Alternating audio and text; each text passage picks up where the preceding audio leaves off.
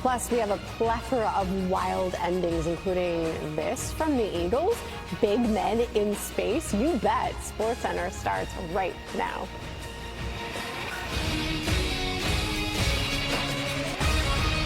I ain't run that fast since probably my combine, but I mean, shoot, I don't know what mile per hour I hit, but I'm pretty sure it's something crazy. Out of the tunnel with all of the plays you need to see, and that is where we start with Jordan Davis. Yes, the combine. He said it was a priority for him in the offseason to take care of his body, to get in shape. And look at this. Not only does he block that kick, he scoops it, and then he takes off. Dude hit almost 19 miles an hour on that run. 19. He's 6'6", 336. And that right there is how the Eagles moved on to 3-0. Was that the only big man we saw? No, although not quite as big. Will McDonald, 6'4", 236. And the Jets-Bucks game, he's not as large, but that was still impressive. 50-yard return for the Jets. I think Aaron Glenn was almost as impressive, though, as McDonald. The dance was really impressive. We see. Okay. All right, how about the Raiders and the Commanders? And check out this run by Jeremy McNichols. I mean, he was washing the defense like it was laundry, because where's he supposed to go? All those people, he didn't care, because somehow he comes out of all of that scrum to go 60 yards for the touchdown. Like, he was bottled up. But he didn't care. No, the man, the myth, the legend that is Isaiah Rodgers after his game today, Bengals and Vikings, dude was insane. 2 scores, 2 fumbles that he forced. This is not an offensive player. This is a defensive player. He literally left his teammates speechless. They're like, that is the kind of performance that leaves us without words. 66 yards in the score just on that one right there. Oh, do I need to tell you that the Vikings won? Or is that just implied? Yeah, probably not. All right, how about some tough love here? Back to the Raiders Commanders. Marcus Mariota runs out of bounds and gets pushed into Dan Quinn, who takes a pretty good tumble. Now, look, he's been in tumbles before. That is a massive fall. But here's the deal. So after this field goal by Matt Gay, 56 yardage, by the way, so that's nothing to blink your eyes at. No. But check out Dan Hall. You made me bleed my own blood. Hold on. Hey, to a real bam, took one on the sideline and popped up like so. All right, well, now that we are out of the tunnel, it's time for the opening drive, and for that we need some help, and who better than Tim Hasselbeck. Look, I'm also proud of us for the fact that opening drive has now made it 2 weeks in a row. I'm also proud of these guys for finally getting a win. I mean, by rule, Tim, it was bound to happen. The Chiefs and the Giants going into this game, neither one of them had a 1 in the win column. Chiefs up 6-0 in the second quarter. Patrick Mahomes to Travis Kelce. Something just isn't quite right with these two. They really don't have much going on, and then doesn't lead to points either. No, it doesn't lead to points. There was the missed kick from Harrison Butker, wide right. That's weird. Then Andy Reid and Kelce getting into it on the sidelines. Can I just say that Cam Scatterboo is a wrecking ball and a joy to watch? I mean, he's a lot of fun. He's good in the passing game tonight, but every run he finishes hard. And this one, not only did he finish it hard, he finished it with a touchdown, and his celebration was something to behold, because there was also a backflip involved, full stretch to get into the end zone. On the point after, though, the punter acting as the kicker, because Graham Gano was injured in the pregame warmups. So that is another blocked attempt off the helmet. So the Chiefs would add a field goal, and it was a 9-6 game at the half. Now in the third, still 9-6. Mahomes, Kelce, that is good for a gain. That is something going. It's this next one, though, from Kelce, from Mahomes to Tyquan Thornton, where you're like, well, Mahomes has it. Yeah, that's a really good throw. Coming off of, a read front side, back side. Good throw, excellent catch. Chiefs took a 16-6 lead after that. And then more to Thornton. This was in with about 9.5 minutes to go in the fourth. To Thornton for a gain of 21. And then why not go to him again? 5 catches, 71 yards, career high, and the 1 score for Thornton in this game.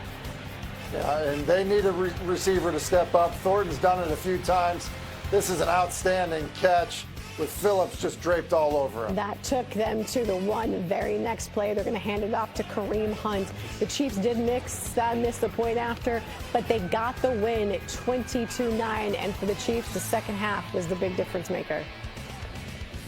And we just executed better. I mean, I think the first few drives, we drove the ball really well down the football field. We just had mistakes and penalties and, alignment stuff, stuff that we're going to have to clean up for sure. But I feel like we were moving the ball the right way. Kind of struggled there at the end of that second quarter, but was able to get points at the end. But it was just finishing the drives. And I think that's something that's important in this league is getting touchdowns, not field goals. And when you score touchdowns, it looks a lot better than when you're kicking long field goals. You start next week, Russell? Yeah, you guys have asked me about players after games. I'm not going to answer that. Does not winning games or like getting off to a slow start change the approach? At least make you have to start thinking about, okay, when do we put our, obviously you invested a lot in Jackson, when do we put him in? Yeah, like I said, we'll continue to work with Jackson, continue to develop him. He's done a nice job since he's been here, and again, we'll go back, we'll watch the tape, we'll sit down, we'll have our discussions like we normally have, and do what we think is best. He's not going to answer. Probably not. Tim, the Chiefs' offense being a lot of criticism. What do you make of Andy Reid's play calling?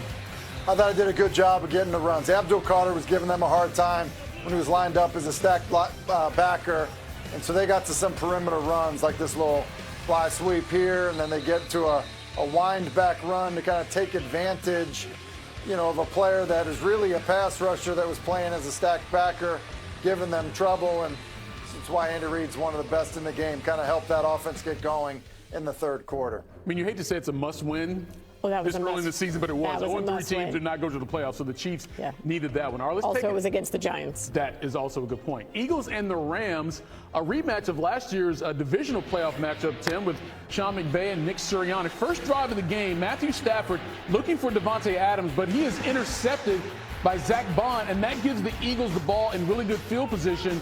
And Tim, it's a 4th and 1 and 3. They go for the tush push, they get it, but officials are supposed to be looking for these false starts, right? This looks exactly like last week. This seems like, the guards going early a week ago, Tyler Steen going early again this week. Kind of surprising that wasn't called. All right, so now they get another one from 1st and goal, and Hurts into the end zone. Eagles take a 7-0 lead. Less than 2 to play in the first. Rams are down 7-3. Tim, how about this throw from Stafford? This is crazy because he throws this thing every bit of 55 yards in the air, probably more than that. Devontae Adams able to pull it in. Impressive shot play. 105th career receiving touchdown for Adams. It's 10-7. And then here in the third quarter, Hurts gets sacked by Jared Verse, who also knocks the ball out. He was running through the set like Debo, just causing all types of havoc. And the Rams recover. So the next play after the fumble, Stafford looking for Kyren Williams. And just like that, the Rams are up 26-7. It's a 19-point lead. But here's the thing about the Eagles, Tim. They have been resilient for years, and Hurts and A.J. Brown start working a little two-man game. Yeah, two-man game is right. Anytime he was isolated, Hurts was going to him. Does it on the backside of 3-by-1 there, then works a double move to get a shot down the field. They really started clicking in the second half. All right, so same drive now, 1st and 10 from the 33. Hurts was like, well, let's see how funky we can get to Dallas Goedert over the middle. That's your touchdown. Eagles become the last team in the league to throw a passing touchdown this season. They're down 26-14. Less than 4 to go now in the third. Eagles with the ball again. Guess what it is? Another tush push, another first down. So now, Tim, it's 2nd and goal from the 9, and Hurts gets A.J. Brown in the end zone. Yeah, just so strong, so physical, the moment of truth. That's why you go to A.J. Brown in those situations. So now it's 26-21. In fourth quarter, Joshua Carty out for a 36-yard field goal attempt. It's blocked by Jalen Carter. And now the Eagles keep the game 26-21. They got a chance to take the lead. Hurts to Brown. Does he break the tackle for the first down? Yes, he does. Gain of 23. And then, Tim, from here, though, you got to get it in the end zone. You do, and that's why you go to the Slim Reaper right there. They're just so good.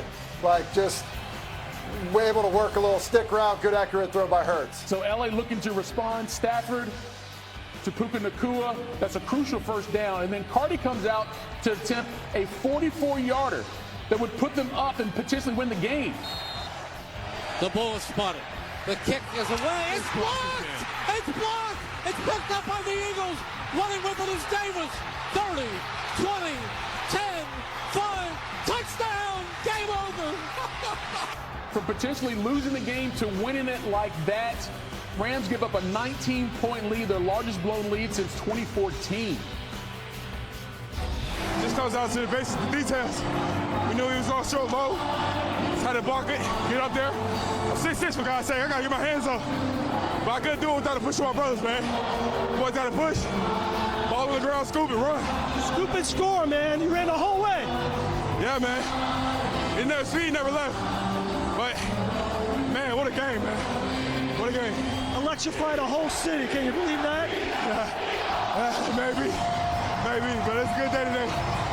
Just got to clean some stuff up, but at the end of the day, we got a W. That's all that matters. Me personally, I truly believe, man, we got so many good players on this team, you know, and at times, you know, you can feel like we're being conservative, and I don't think it should be like that, you know. I think it should, you know, let your killers do their thing, you know, and play fast and play aggressive. I'm not saying that we haven't been, but you know, me personally, that's what I would like, you know. Tim, in a lot of ways, Jordan Davis overshadowed the performance from A.J. Brown. How did they get him involved even more?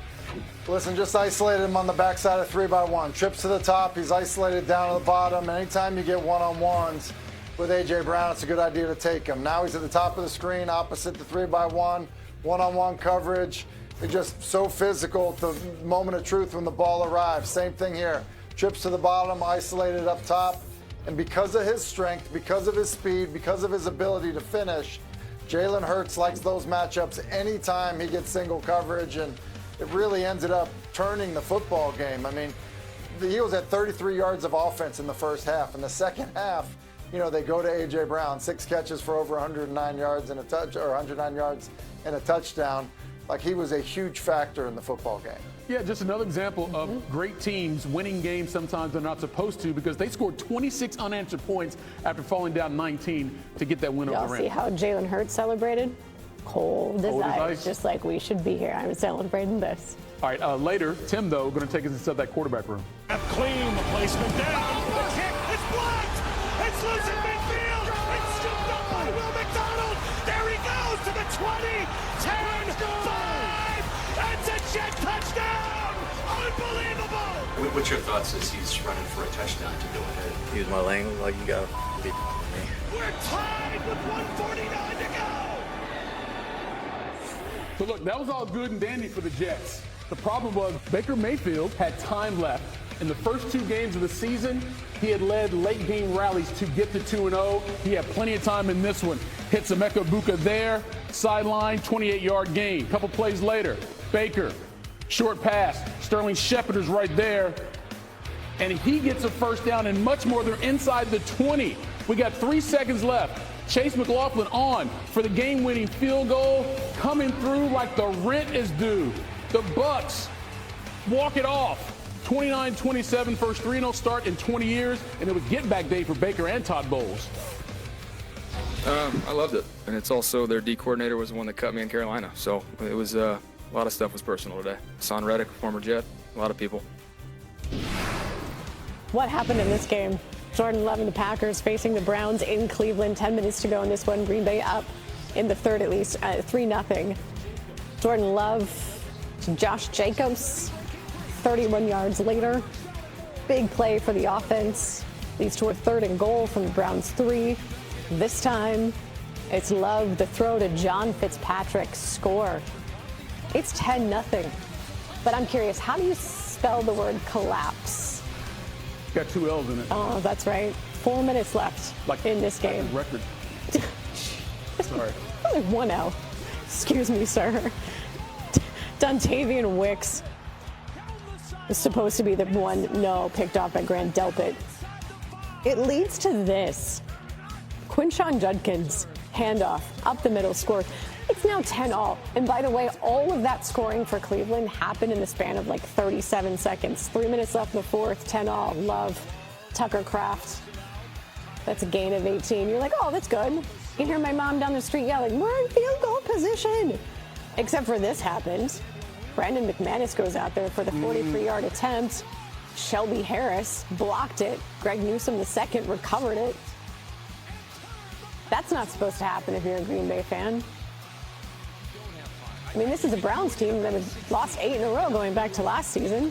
They got Joe Flacco at quarterback. Joe Flacco then finds David Njoku across the middle for 8 yards. Guess who's in field goal position now? With a rookie kicker, Andre Schmidt, lining up for a 55-yarder. Bam. Done. Game over. Browns upset the Packers. What happened? And sometimes, just like today, you get to bed. That's just the reality of it. Like, it happens to the best teams. You know what I mean? Even the best Super Bowl champs make mistakes, and they pay for it early. You know what I mean? You go back to the history of the champions and who they played and games they should have won. It's just part of being national. It's that competitive. It's that hard to win. Like, it's hard as hell to win football games. So when you win football games, it's a celebration. But when you lose, it sucks. Yes. He's not surprised. Not sure I saw this one coming. Caleb Williams and the Bears hosting Dak Prescott and the Cowboys. Yes, there's familiarity here. More on that in a second. Here's Dak finding CeeDee Lamb, who is tackled and immediately is not feeling well. Hurt on the play. That is an ankle injury. They showed a picture of it, and yeah, that's a swollen ankle. He would come back for one play, did not return after that, though. He did, however, say after the game, I'm fine. I can play next week. Fine.